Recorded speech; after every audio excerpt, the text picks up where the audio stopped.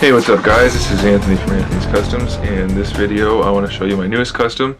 It's kind of Deadpool, but it's actually Lady Deadpool. I've made a lot of Deadpools in the past, and a lot of people like to make jokes about that. But I don't think this one really counts. I mean, it's technically a Deadpool, but it's really not. So let's go ahead and get into it. Stands 6 1/4 inches tall. So just about in scale with all the Marvel Legends. It's using all Marvel Legends parts. The upper body, well, from the waist up is Hope Summers. From the waist to the knees, it is Pyro. And then from the knees down, it's Forge. I had to rebuild the knee joints so that they would work together. And I resculpt the from the waist to the top of the hips almost completely, since Pyro doesn't exactly have the right parts to use for a female character. So we went ahead and resculpted that. I did the seams just like I do all my Deadpools, and I added some belts and straps and things. Now here's the thing about Lady Deadpool, at least in my opinion. Most of the artwork shows her with weapons of some sort, swords, guns, but she almost never has actually a holster or a harness showing. Most of the time it's just straps. So I didn't really know what to do. So what I did to kind of come to a compromise for this figure was I made the harness removable. Now this way you can give her all the stuff you want to give her, guns, knives, swords, everything you want. She can still hold it all. But this way the harness isn't actually always part of her. If you wanted to have her just looking more plain, she almost always has the thigh straps, the belt, and then the straps, the black straps everywhere. So I thought that was okay. But this way, if you want her to have the really clean look, you can do that.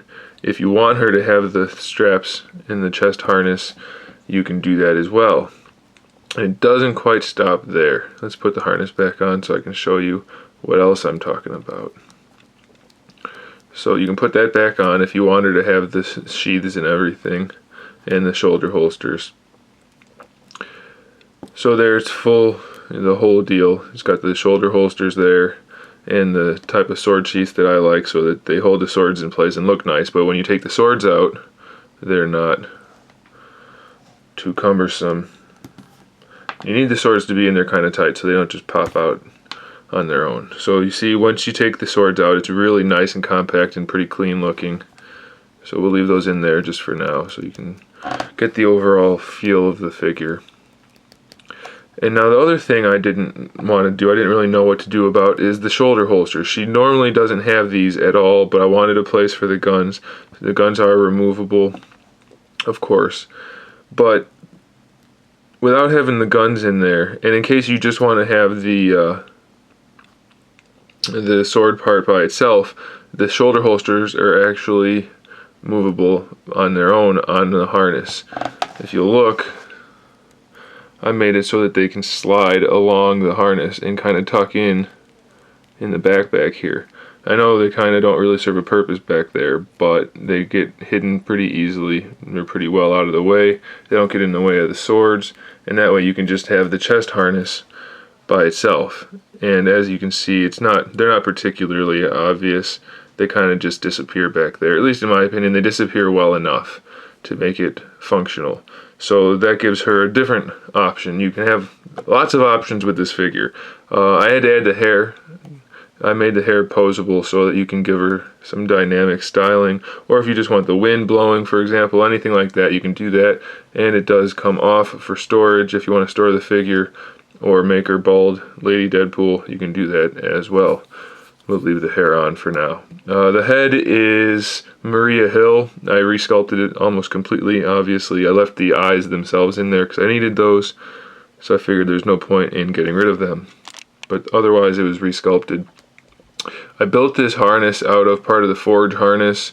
The sword things are part of the face-off Punisher ankle knife, or boot knife, and then these are made out of the shoulder holster parts actually are made out of neoprene sheeting.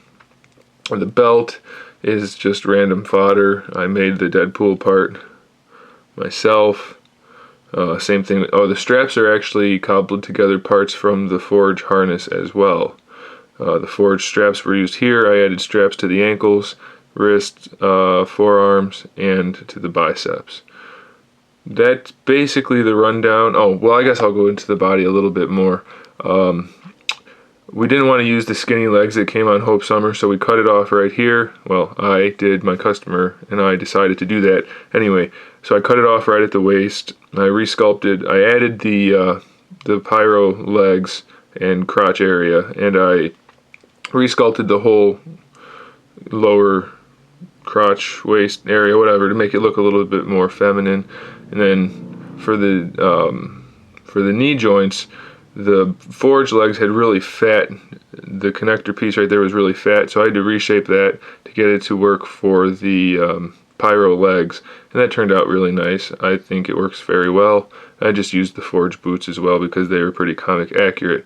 Now, as is pretty common for Deadpool or any other character that has to hold knives and or swords and guns, the gun hands don't work very well for the swords. They just don't.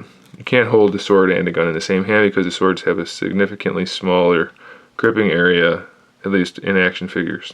So it doesn't work. So what I did was I made the hands. Well, these hands always pop out because they're the same as the Electra ones. But I made alternate hands that can hold the swords. And these are actually from either Forge or Wolverine, I don't know. They're just tiny bit too big, but once it's holding the sword and posed, you can't really tell. I drilled those out so that it actually looks like the fingers are gripping the sword. Hopefully you can see that. And she has those for each side. Like I said, it's probably a tiny bit too big, the hand itself, but once it's posed, you can't really tell too much. Let me put the other one in so you can see. Hang on one second. Okay. So let's put the other sword in her hand. And we'll put it in this way. They go in either way, just for a little bit of added playability. So there it is. You can see she's got the easy grip sword hands now. The swords are in there nice and tight. Not too tight, obviously, because you need it to be usable, but she's got the ability to hold her weapons now. So I think that's pretty important. That's why I always do stuff like that. So she's got the two hands. I already showed you she has these two pistols that come in the shoulder holster thingy. She also has these two pistols, which have the built-in tack light. And I decided to add the little red dots into the flashlight part because they have a new tack light out, well, it's relatively new, that actually has a laser sight. The kind that actually shoots a red laser right built into the flashlight. So I thought that'd be cool to put that on this character's gun. She has a knife and small SMG and a larger rifle. And of course, I gave her a flight stand, drilled a hole in the back so that the flight stand would work. That way you can put her in some more dynamic poses. I'm just going to throw something together real quick right here, because if you guys pose figures, you know well enough that if you want to get some really good poses going, it's going to take a little bit of time. But either way, that way you can get an idea. She is fully flight capable, so to speak. So whatever you want to do, very posable. All of the joints have been trimmed. There's really not going to be any rub going on. No problems there. The head is on a ball joint. The shoulders are on the Shield Agent style, Hope Summer style shoulders. No hindrance in articulation. Single jointed elbow. It rotates like that. The hands all have the, well, here I'll show you on these hands. The hands all have the, they rotate on the peg, and then they have the hinge. She only has the diaphragm joint, doesn't have an ab crunch, but I think that's enough. It's effective for posing the figure. And then the hips are T-jointed, ball-jointed hips, thigh rotation built in, double-jointed knee, and the ankles have the same articulation as the wrist. They rotate and they have the pivot. Now the black is all kind of a satiny black. The red's been dry brushed. Let's try not kicking the camera. The red has been dry brushed to give it some shading and some texture. The belts that are brown have the faux leather look to them, and the belts that are black are a glossy black. That way they don't just blend in and disappear with the other black parts on her outfit. So it just kind of breaks up the figure a little bit. The hair's got a couple different shades of yellow and brown in there, and the hair thingy band, whatever you call that, is gloss black.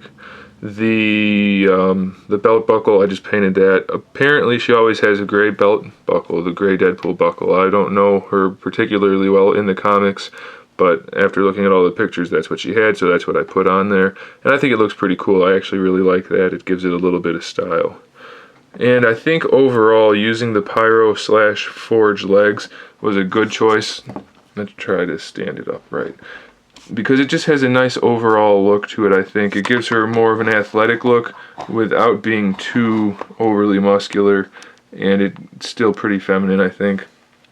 So I'm very pleased with how this figure came out. I really couldn't be happier. I'm pretty sure my customer is going to be happy. He'll be getting it tomorrow. He's actually coming to pick it up, so that'll be cool to hand deliver it, and we'll see what he thinks. But I'm pretty sure he's going to be fairly happy. I know I am. Alright guys, thanks for watching. Let me know what you think about this figure in the comment section below. Let me know if you guys have any particular reviews you want me to do. I'll try to get some of those done, and I'll have a couple more customs done in the near future as well. Thanks for watching, guys. Stay tuned for all that good stuff, and in the meantime, keep collecting.